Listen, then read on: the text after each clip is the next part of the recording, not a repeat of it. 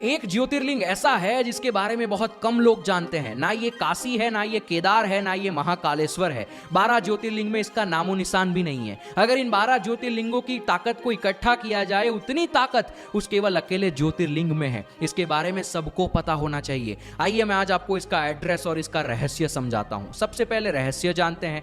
अगर आप गौर करेंगे, जैसे जैसे इंसान की मौत उसके करीब आती है, यानी जैसे जैसे वो बूढ़ा होना शुरू होता है, वैसे वैसे इंसान कमर से झुकने लगता है। और जिस दिन वो मर जाता है ना, मरने के बाद और मरने के पहले उस शरीर में कोई बदलाव नहीं होता। बस उसकी रीढ़ की हड्डी खोखली हो जाती है, यानी रीढ़ की हड्डी से वो सीधा नहीं रह पाता, लुढ़क जाता है। अरे समझो, हमने इस दुनिया में कितने आविष्कार कर लिए। हम हार्ट ट्रांसप्लांट कर लेते हैं, यहाँ तक कि बोन मैरो ट्रांसप्लांट हो जाता है, लेकिन रीढ़ की हड्डी को हम आज तक ट्रांसप्लांट नहीं कर पाए। क्यों?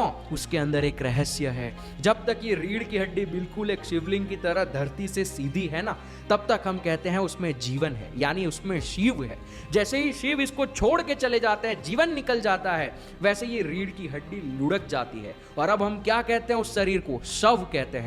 यानी जब तक शिव है तब तक ही वो सीधी है, जैसे ही शिव इसमें से गए वो शव बन जाती है। समझो, इस धरती पर कितने प्राणी है, लेकिन इस कुदरत ने केवल मनुष्य को सीधी रीढ़ की हड्डी दी है। यहां पर कुदरत के साफ साफ संकेत है कि मनुष्य, तू तेरी रीढ़ की हड्डी के अंदर छिपी जीवन ऊर्जा को समझने के काबिल है। सुबह शाम 5-10 मिनट जब भी मौका मिले, आंखें बंद करके अपनी रीढ़ की हड्डी पे ध्यान ले जाओ।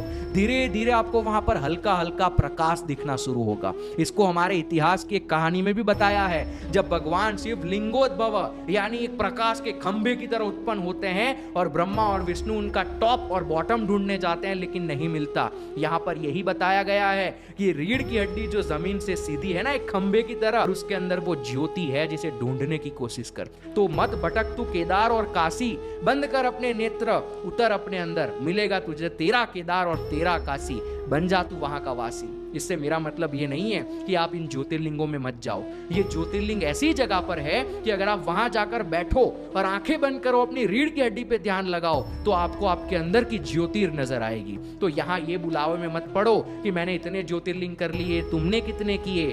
ज्योतिर्लिंग असली तो तब होगा जब अंदर प्रकाश दिखेगा। समझो ज्योतिर्लिंग है क्या। शिवम शिवम।